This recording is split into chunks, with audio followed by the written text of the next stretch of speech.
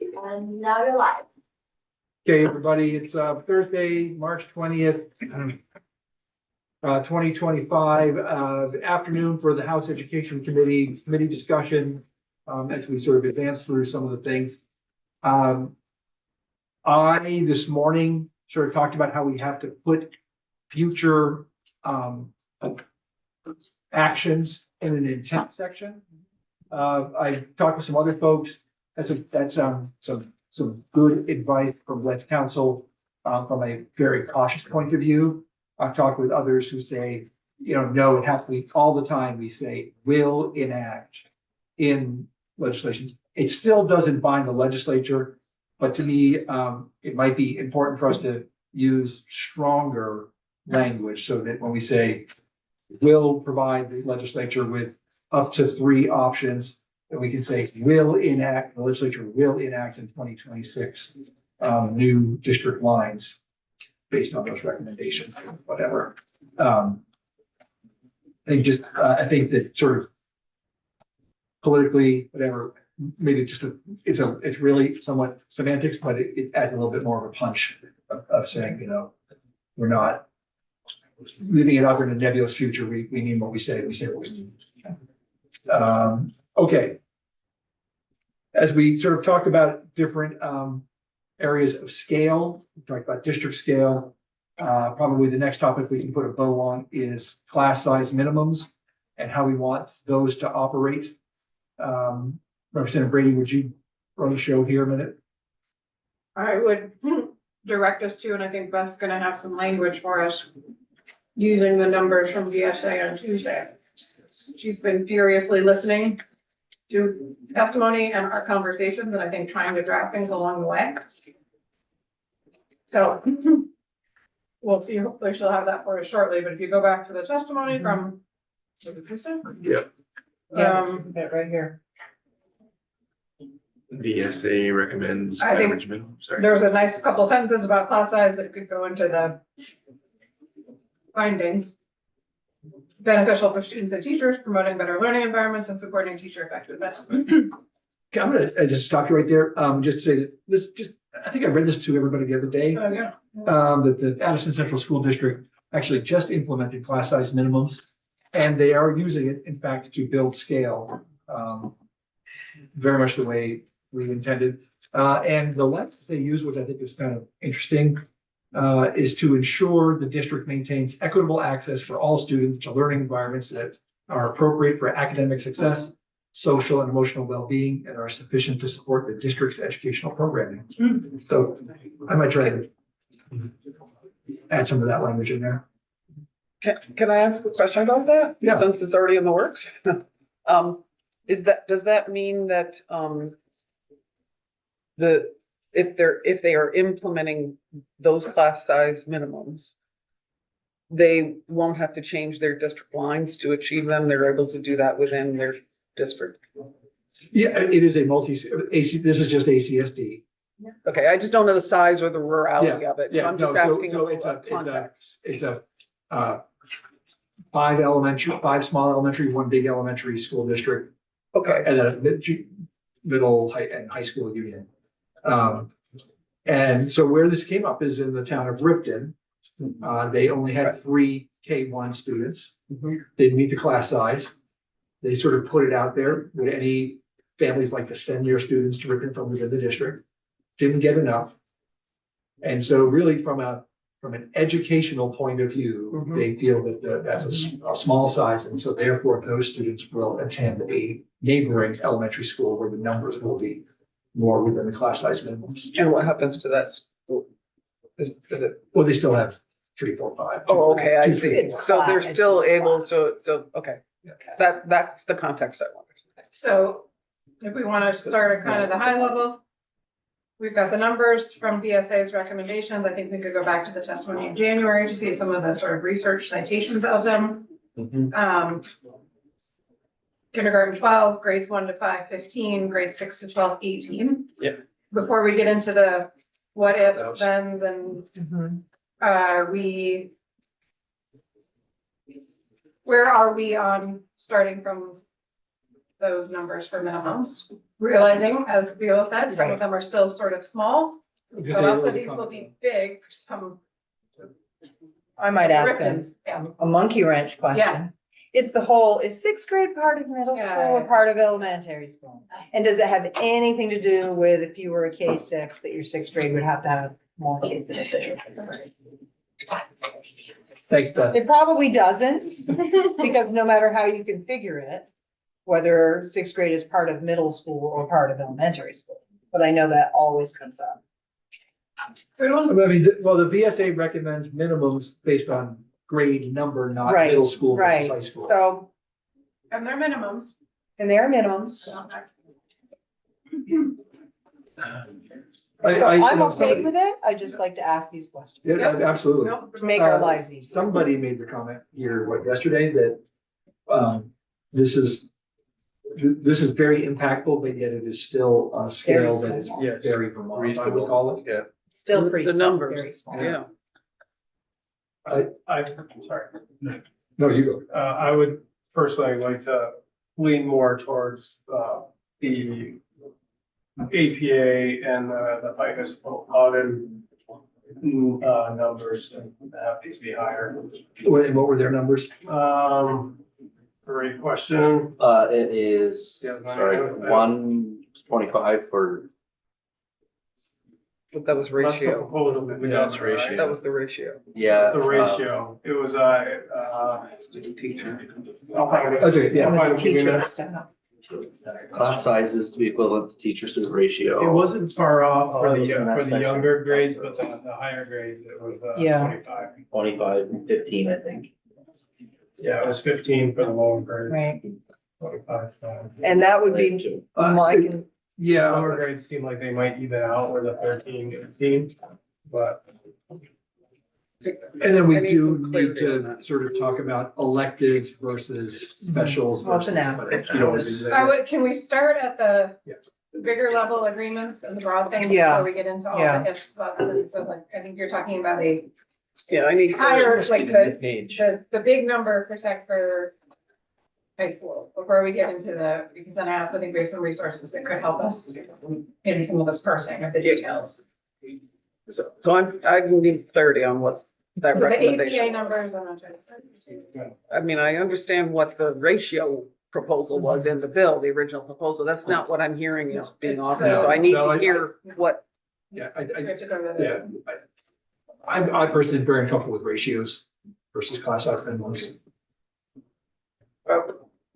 What are the APA numbers? Yes, that were, that's the, is it on the means? that would be like early. Would everybody agree that we need some language that, sort of accounts for highly or specialized high school programs? Yeah, I was gonna mention that, if you've got an AP zoology and you got 12 hot shots in there, We're talking class size. do we say we can't run it because there's only 12, but what if there's five?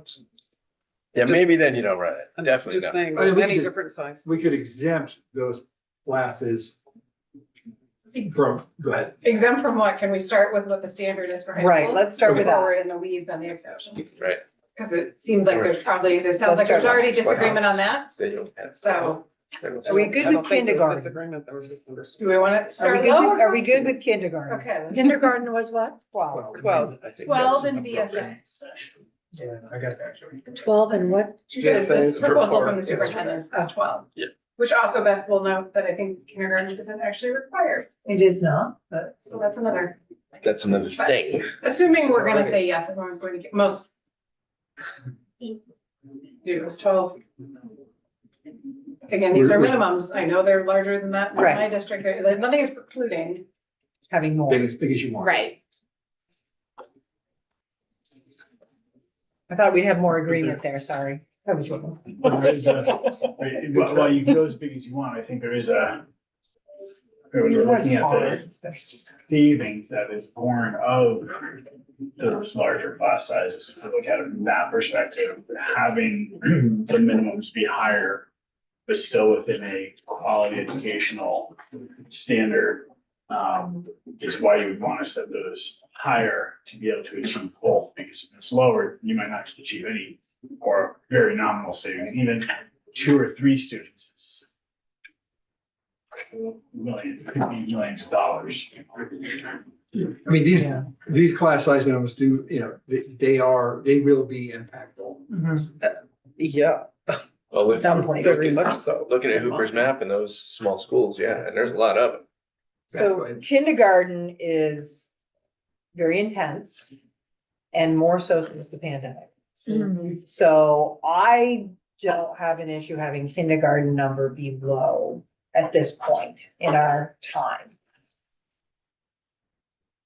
You know, is it possible that that would be changed 5 years from now or 10 years from now as the world changes? But I've seen what kindergarten's like right now.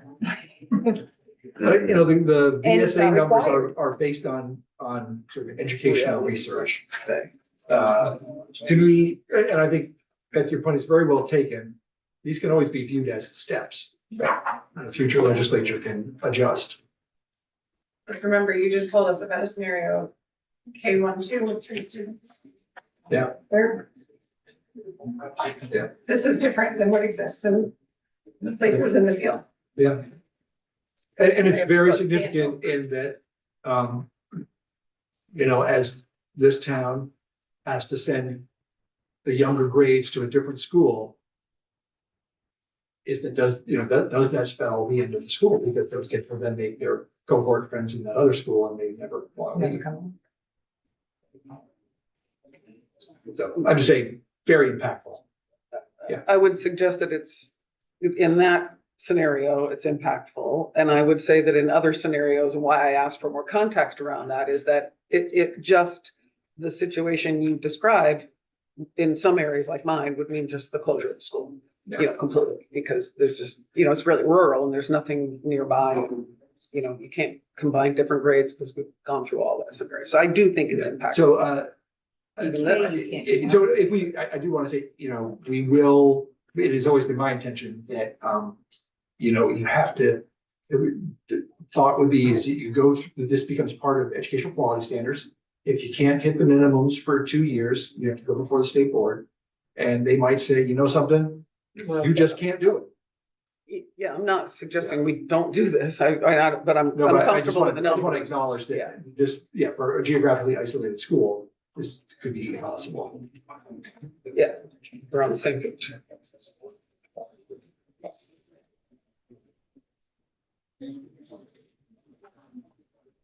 We're not coming up with the FICA those numbers. No, I know it was 25, but you know. You guys don't know how to do I would have this. Annie? sixth grade.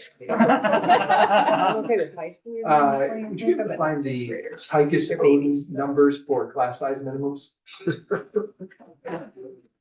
And he's roughing you up down there. Yeah, it's a matter of principle that I find them. Yeah, you have. I think that's what exactly what Share he's it with doing. us on Competition is. Exactly what he's doing, Chris. I should be rooting for the old guy.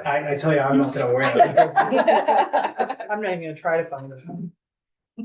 So I'm also cross-referencing the first testimony we had from VSA that started to give us numbers back in January, when I think we had some sense Mhm. that we were looking for scale, efficiency, quality. And there's a bit more narrative about some of these numbers, so,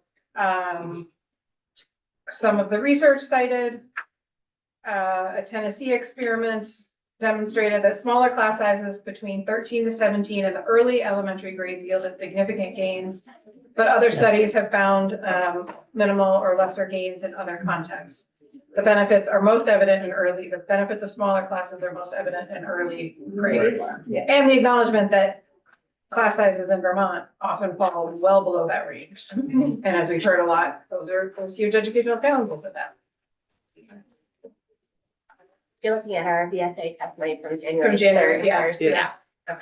I'm gonna second, I'm with Beth, I'm comfortable on 12, technically wouldn't even require kindergarten. I would so- say it's not even I mean, required, so. The reality is that it is everywhere now, but, so, So you know, we're going to 15 for 1 through, at least 15 is to be discussed for 1 through 5, so if it's just kindergarten, I found for now, I'm on comfortable with that. Vermont Public, I don't know, it doesn't say, it just says class sizes of 15 students in pre-K through third and 25 per class in the upper grades. Yes, I think that's it. I think. Those are that's the what I case thought. numbers. 15 to 25. Yes, but I'm Does it say minimum? Similar to what Beth said, I would be okay with like the K being lower and then making it like having it equal out somewhere else. You know, for example, but definitely not the higher grades and high school grades higher than 18. Sure, if we have other evidence-based models on it, 25. I think it's too low. Josh? So using other technology, been trying to get information that way as I do. The middle ground that I had found, through all of that was 15, from 1 through 5, 6, 6, 7 through 8 was 20, and then high school was 22. And that was through like using information from different sources and feeding it into something that can compare them. And that was the middle road from all the sources, which was about 4 of them. Some of them were as low as 15. I'm sorry, 13 for like, it was a K through 3. So it was hard to use that one. And then in middle school, it was 18 to 25, and that was a little, 25 I thought was a little on That was what? the, 25 was on the high side. I think so. So Okay. for middle So I thought school, So I'm gonna just think out loud here a little bit. The VSA numbers, you know, you're gonna hear us refer to the VSA proposal, because frankly, to me, it's very meaningful that the people who are all gonna lose their jobs came in with recommendations to move us forward. And I think they're very thoughtful and based on research. So I like them. I feel comfortable with them. I could see them as a, you know, if in 5 years we feel like we're not bending the cost curve enough, we got to adjust them, they can be adjusted. I also would just say that 22 or 25 at the high school level, we have high schools that don't even have that number of kids in the entire year. And I mean, you're almost not even giving them a chance to sort of figure themselves out. Thank you. Exactly right.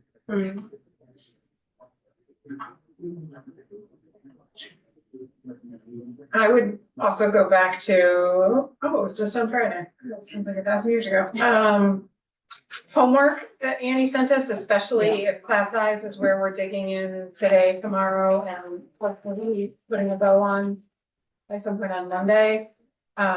Because we probably won't have time to have the testimony re-delivered, but it was, Annie sent the list of testimony we had last year, particularly from AOE, about what's in our EQS now, and then some class size policy research. So another, again, there's research, quite a bit of research in the VSA documents, more research here. So I think for anybody who wants to really dig into it, we need to use those resources. We aren't gonna have time to have AOE come back and re-present that. And so those are in our email from Friday as we can, that I didn't do some doing it. We use proficiency-based grading here, so the important thing is that you get the work done. We can't grade you on what you didn't, do, only what you did. Just kidding. I was here for it the first time. But it's good to be reminded. All right. So kindergarten 12, do we want to sort of get a, like, do we live with that and start talking about the elementary grades, or do we want to keep hashing on just kindergarten, just set aside?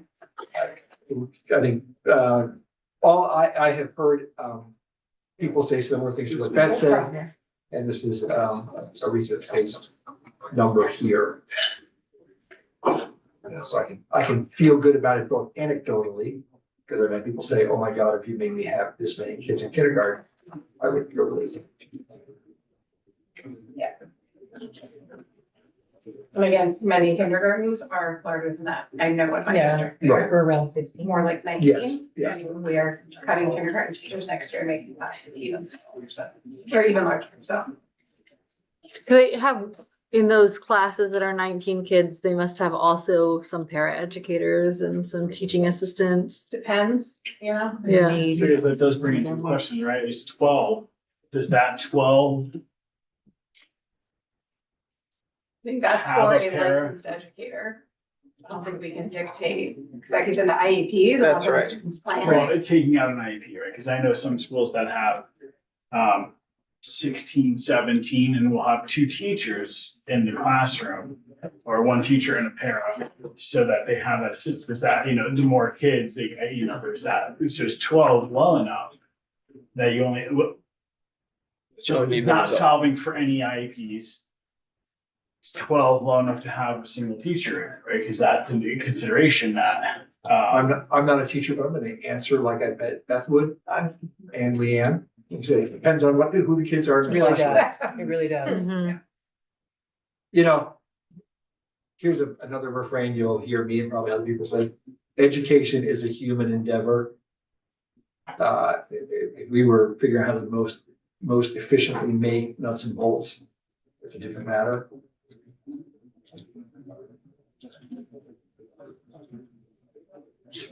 I'm gonna call us, relatively okay on 12 for kindergarten.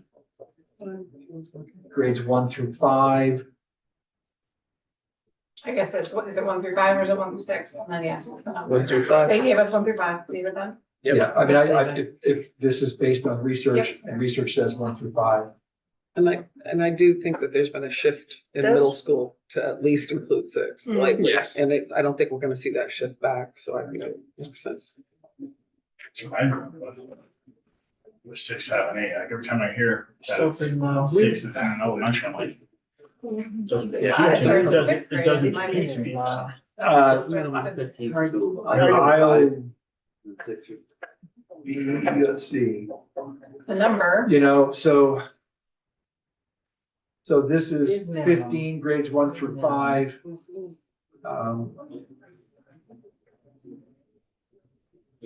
The Picus Odin was basically between 15 and whatever, 17. Yeah, I guess I was K through 15. 15. And then the rest are 25 and rest.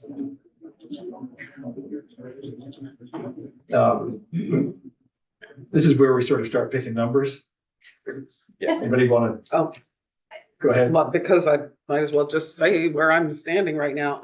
Based on all the testimony we've had over time and my experience, with public education and for many years, I'm comfortable with 15 and 18. I'm gonna say 12, 15 and 18. I think this is a minimum. Doesn't mean that's what our class sizes are going to be. But it does say we're limiting it, and I have to continue to advocate for small rural areas that really are going to be impacted by this decision we're making here right now. And I'm not gonna say it's right or wrong, I'm just saying there will be an impact. I also wanna just make a quick statement about what came up just a minute ago, maybe it was you or someone said it, maybe Josh said it, that down the road, this may and probably likely, in fact, will change once we have right-sized our system in full. And I believe that's going to take a number of years. I don't think we're gonna do it in 2. I think it's gonna take 5 at a minimum. And I can see us revisiting this. I just wanna make sure we're not doing more harm to a system that's that's struggling right now to shift. And there will be a change in staffing. I'm gonna say yes, and, you know, new districts will have their own boards and their own policies, and they can always go above and beyond what the state declares. And as you said, they are. Should the characteristics of their district Not fit. allow for that? Yeah,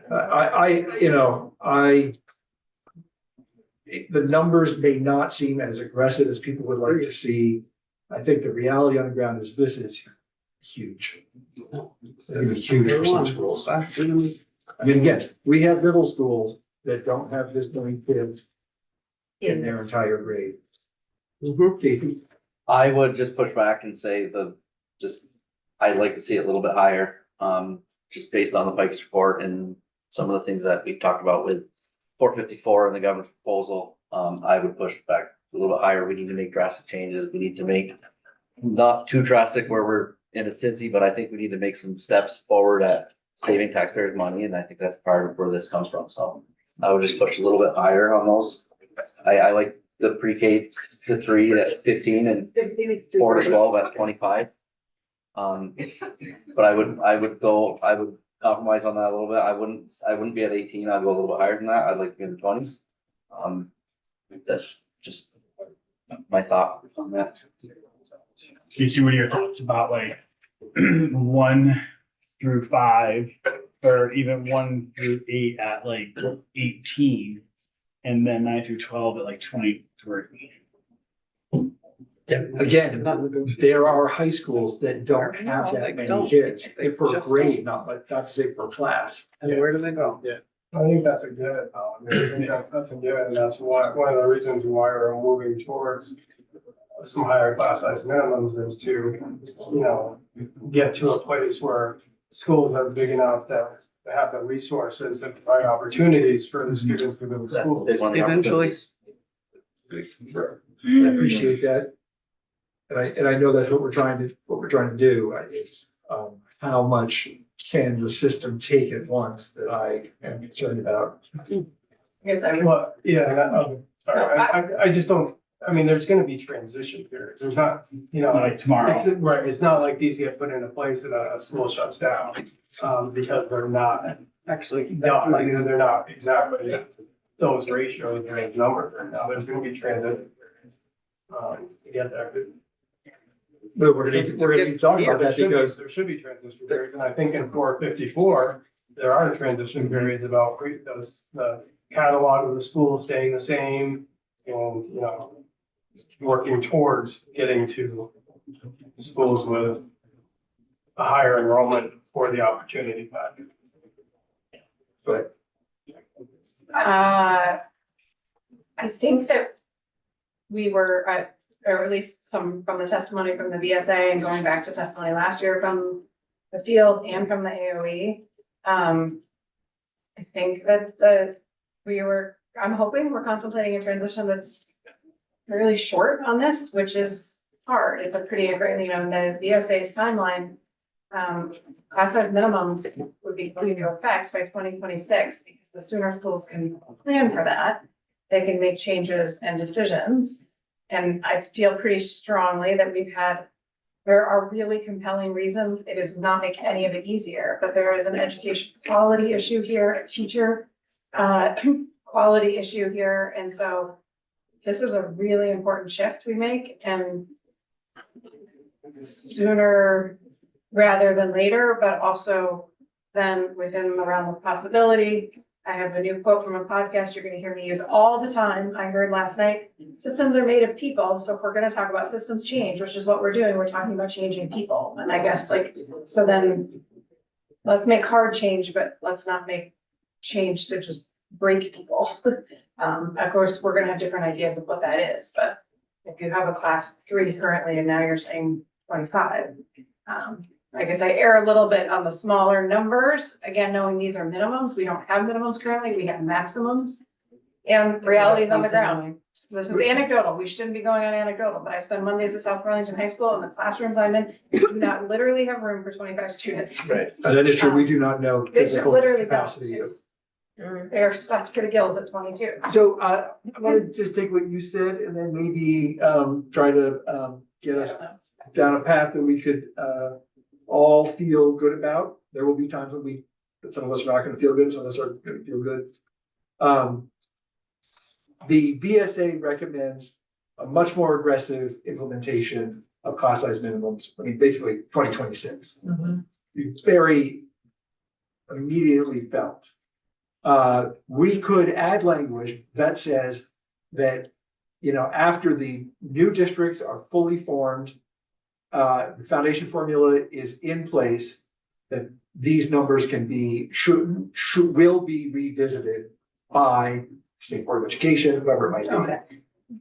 So long as we don't encumber a future legislation. We can put language in that says, the legislature will do this, but it doesn't actually. Okay. They just make it It's a little bit stronger They just language. actually may choose to ignore that. language. We Okay. can change. So I am offering up faster implementation guess that's where I'm. And revisit. To me is move a little faster, not quite as drastic. Yeah. I would On agree with these that. numbers. But with a commitment to, once the new vision is operationalized, that the State Board of Education will, or whomever it might be, will reevaluate class size minimums.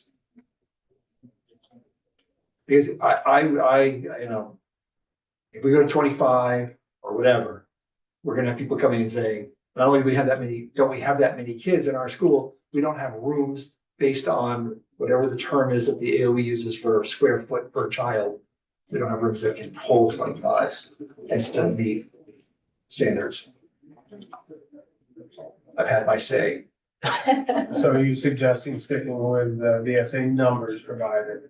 Basically sticking with the VSA. With a rapid implementation, With the same implementation that VSA has. yes, Just which which is that there's gonna be pretty much a check back or a required reevaluation once new districts are fully operationalized. Emily, then Josh? My question was just about the timeline implementation. I believe that I didn't pull it up, but I believe they said 26. Yeah, fall 26. So we're talking the 26, 27 Yes. school. I just wanted to clarify and make sure that's what we're talking about. Yes. It's, that's very aggressive. Mhm. And it may have some, I'm just putting this out there for keeping in everyone's mind because I really am living in a very rural area and it's going to have very immediate impacts. To be able to meet those. It's just, Oh, yeah. This, and I can tell you where I live, it's just major. But they have chosen to kind of go the same route because it's educational sound. Can we do it? So we take your suggestion, escalated, what we're calling, I guess, an escalated timeline and the VSA's numbers. Can we then layer on an expansion to that where it's tiered out? So by the end of 2028, using the numbers as well, we get to the larger numbers. So we tier out. So if 2026 is this, 2027 goes up, or by 2028, we go to 22 in the high school, 23 in the high school, right? So we tier it out, we set what that minimum will be by the end of the full implementation.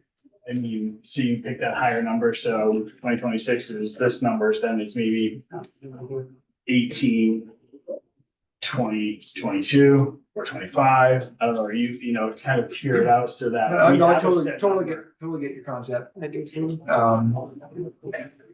It would, we can't require anybody to do anything in the future.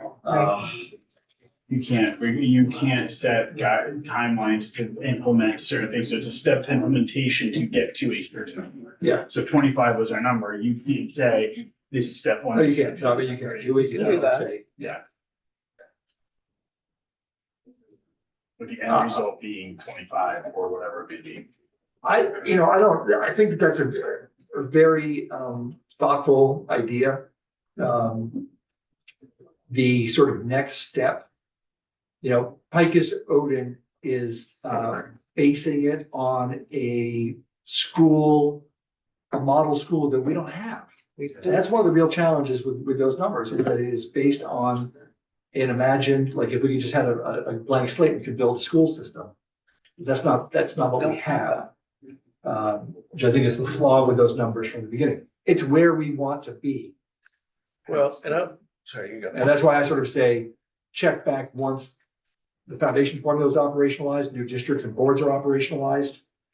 Because that's getting into the future Construction state. has been, Maybe some school. we're moving We on got construction. we got a major construction because issue. of We this. really want to have classrooms that I'm not size. confident that it will get checked back in.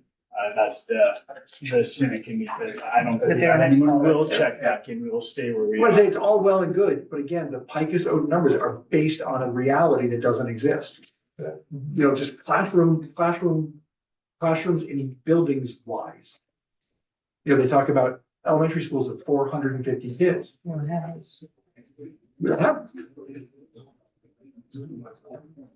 Yes, So agreed that FICA so Odin, Odin, that voice. But the AOE has also utilized these numbers, and I would imagine that they've had very thoughtful discussion about this and didn't just pull them out because this report says. That would be my thought. I think that they testified that they based their numbers on the FICUS on report, actually. I think they do. And they were using, and they have been using those numbers in terms of calculating a foundation for it. So I would be basing my numbers off the FICUS audit report too, but I would be happy, I would still have had these discussions with all of you. That's what I mean. I think that they have probably had discussions similar to what we're having about it and then just pop it out, pop it in. I don't mean to, I don't want to try to speak for them. I don't know the answer to that. Just, I can only give you my recollection of testimony where they said, this is what the research shows based on the FICUS audit report. I'm gonna go Rob and Jana. and Yeah. Aaron. I'll just say one thing about teacher effectiveness. You get too big, you start losing kids. Like, I'm not saying like having 10 kids in a class is great, it's terrible. But you start getting to 24, 25, and I know, like, for me as a teacher, like, knowing those kids, knowing how, everything that makes them tick, like, that's really important, and if you have 22 kids and like 5 of them are really energetic and squirrely, you run the risk of losing things. So I just want to just caution in terms of like, once you get too big, and I know what Aaron's saying about classroom size, because it seems like my classroom size was always, like you were maximum capacity at 23, and you were stacking kids up after that. But we just want to make sure that if we're talking about students and we're talking about teaching, we just want to make sure that we don't let ourselves get too big. That's all I'm saying. Jana was next, and Aaron, because that knew you. Yeah, I was just gonna say, I think based on some of the feedback we've heard from the field, I'd be a little nervous about assuming what went into AOE's sort of thinking behind their numbers without getting them back in here to offer testimony. Which sort of goes back to, why I personally feel comfortable with the BSA numbers, just because they are my educators speaking for the field, current state reality, so. Aaron? I echo some of that. I think, VSA to go through a process with superintendents from across the state to arrive at these numbers and be able to put them on paper for us. So there is a process. And I hope we saw the email today, the VSBA endorsed it. This is huge. This is like a huge swath of public sentiment in Vermont that is agreeing to some really hard stuff and some big, big change. And so I want to be really careful about saying, thanks for coming really far. Now we're actually gonna just come up with it on our own. And I'm like scanning the research that AOE gave us last year. I'm scanning I could move by, 1 or 2 at the high school level. Again, these are minimums, like the classrooms are just not cookie cutters. It's gonna depend on how many kids you have each year, lots of things. But I'm looking at national data that AOE sent us last year about actual averages in high schools across the country. And when I look at smaller states like ours, so Vermont is at about 14.7 as the average high school size classroom. New Hampshire is at 17. Wyoming, which is smaller than us, is at 18. Again, these are their They're average. minimum. It's not set They're in statute average. as They're a not- minimum, but this is Thank their you. average. So I'm Yeah, just trying to get a I just sense wanted to know what of you where we fall. were- And, most are in the very low 20s. There are, a few. Again, these are their averages. In Utah, they have an average high school class size of 28.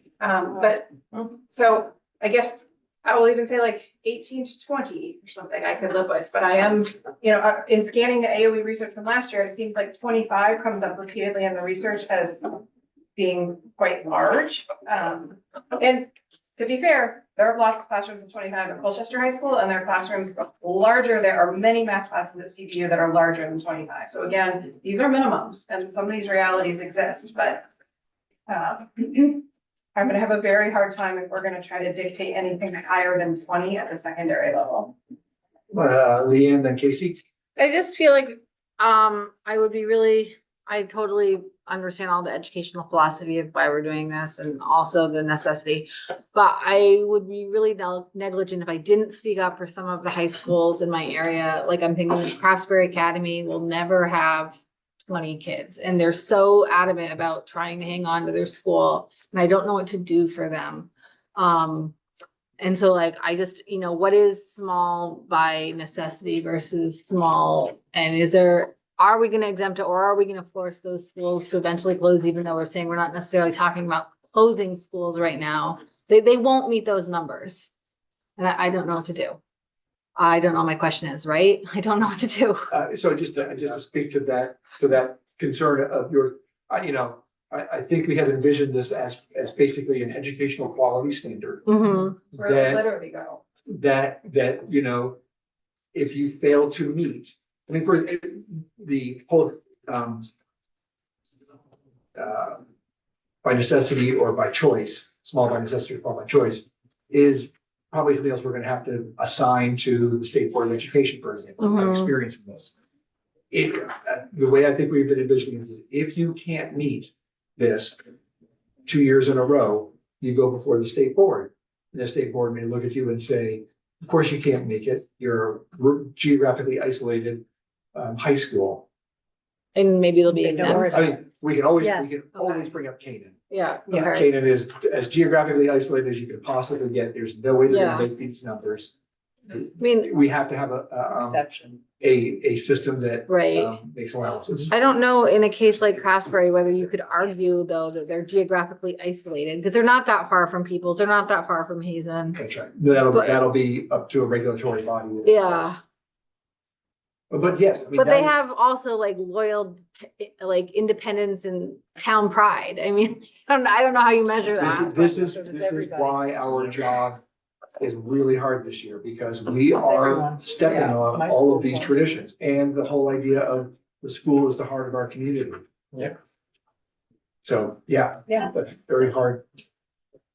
Casey. sorry. No, and I appreciate the discussion we're having. I think I just want to put a little, what do you call that? My little monologue in or whatever. I think we have to start thinking of the now and how we're doing things and start thinking of the future. And I think we're kind of stuck on this echo of like, hey, this is how we've done it. I'm not saying that's what we're doing right now. I'm saying I'm trying to think of going forward.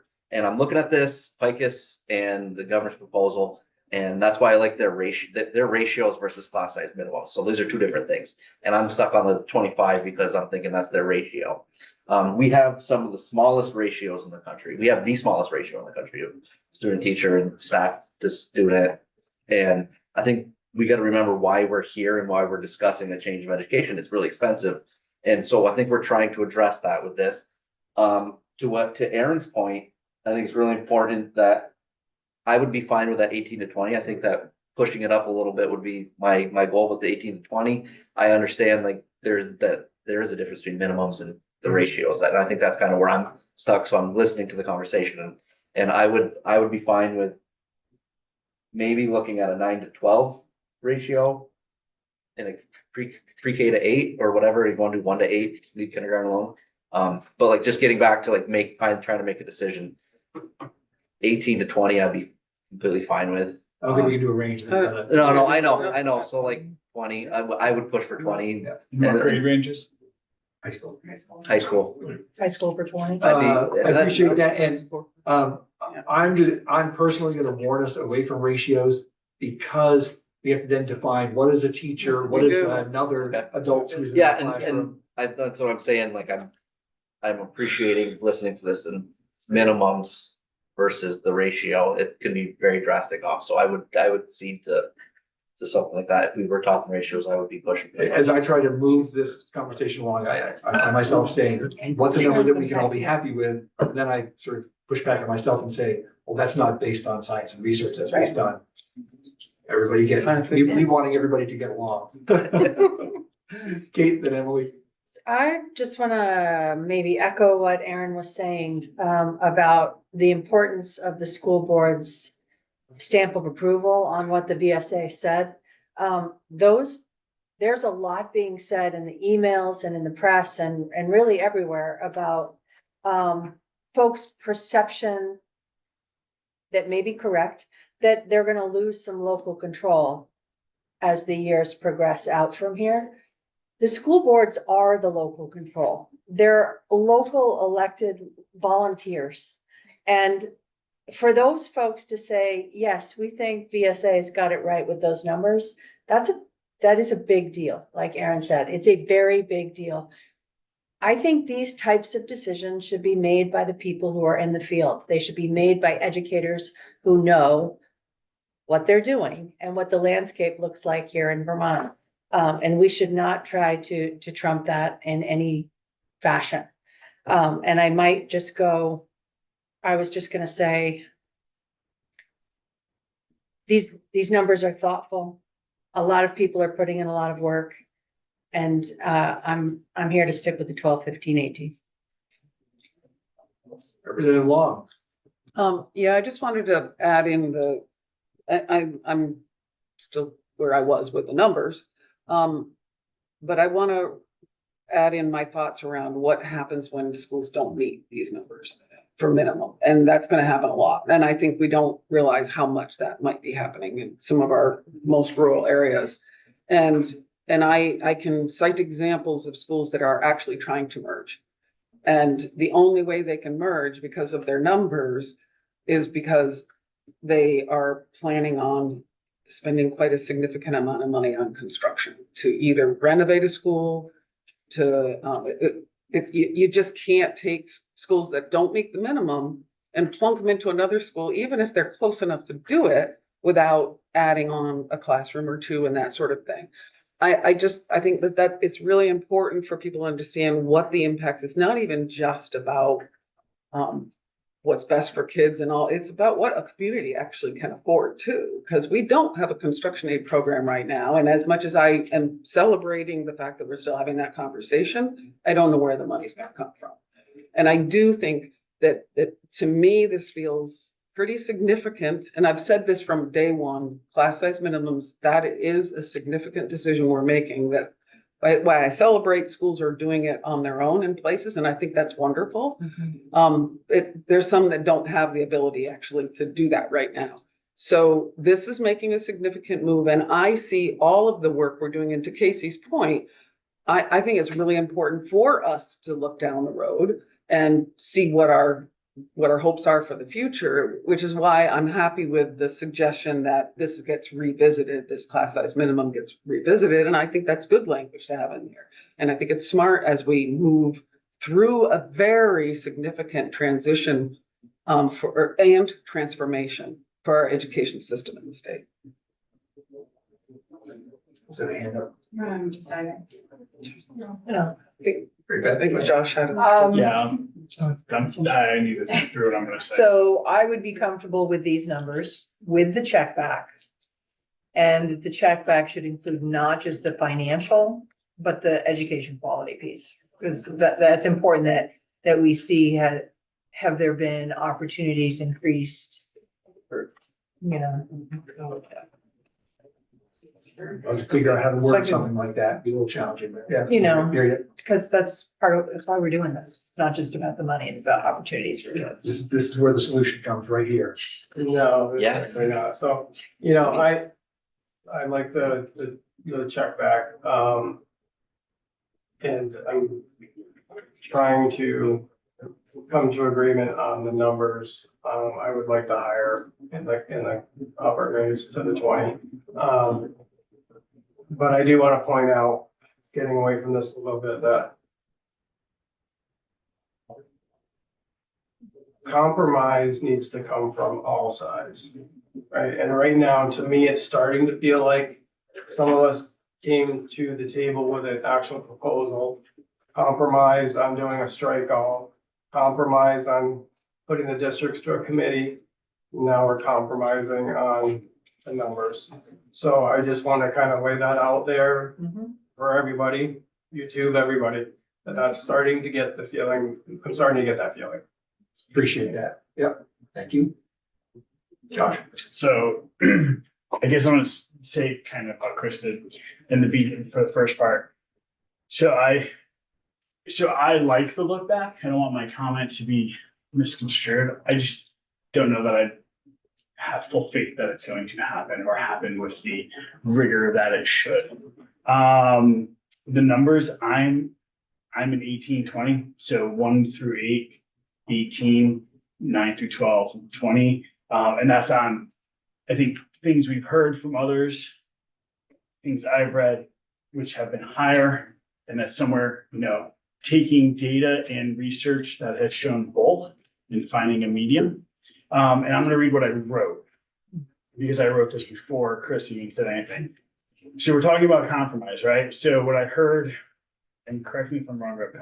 Collins, you had mentioned that, we're compromised with the expedited timeline while using VSA's numbers. I don't see it as a compromise because we're using all of that. And is the compromise that you're giving that we may revisit in the future? So I'm not looking at this as a transactional thing where It we just all have felt to like give that. something.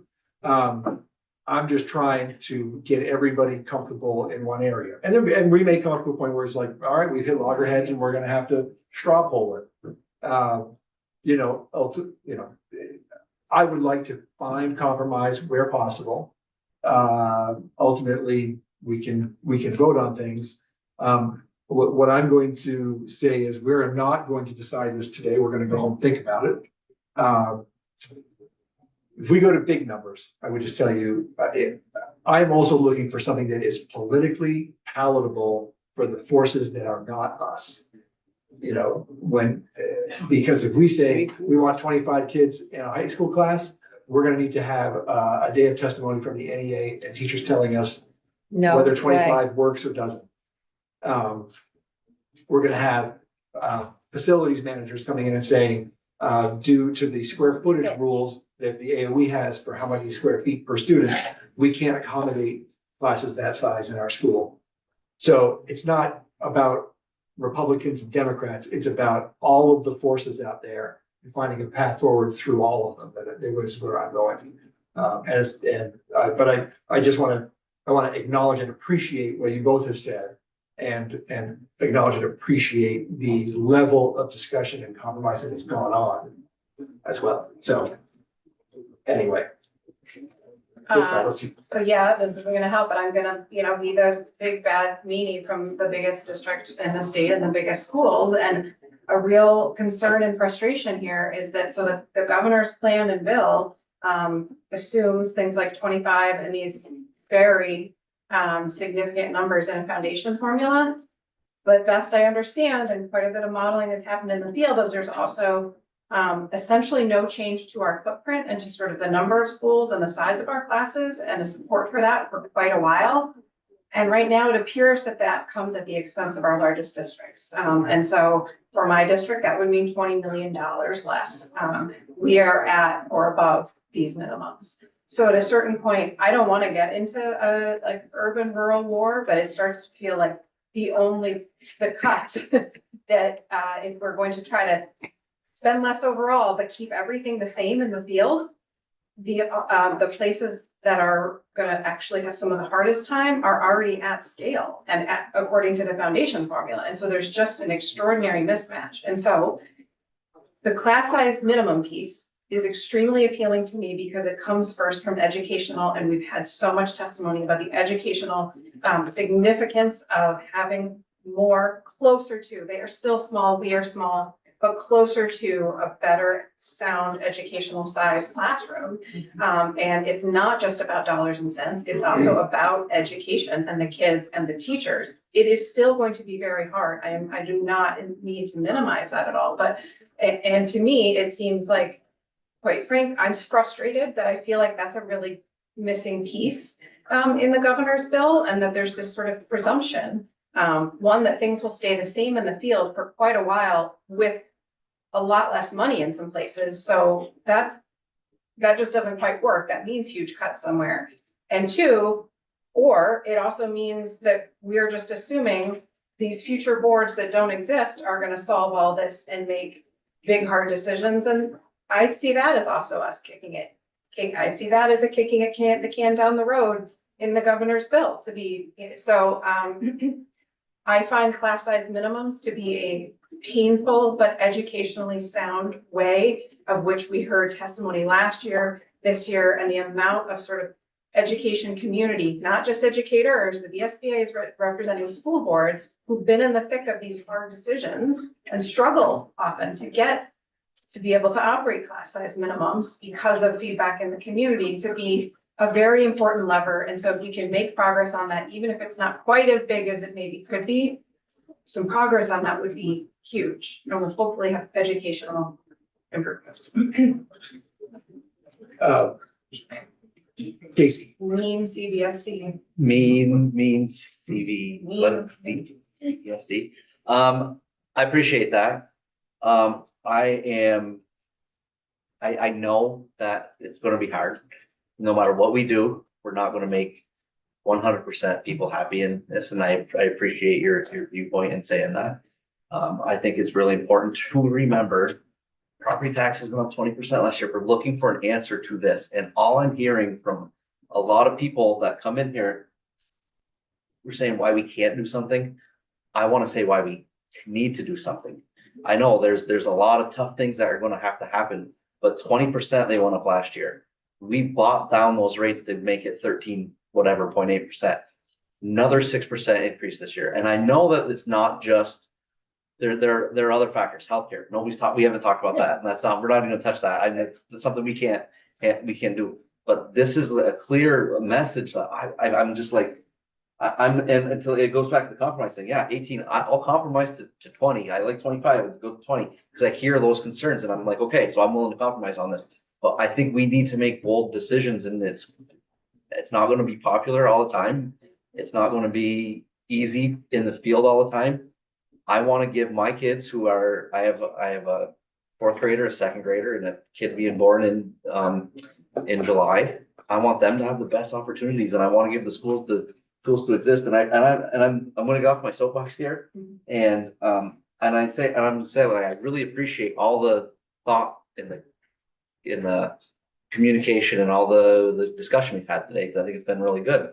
But I really want to start making those decisions, and I do appreciate that does help when I hear things like that from large districts, small districts, and everyone in between. If we want to talk sort of pure politics here, and I think this would be maybe we'll sort of wrap up, but there are going to be folks from each of our parties who come from different backgrounds than who are probably going to want to chat about these class size minimums and the impact on them.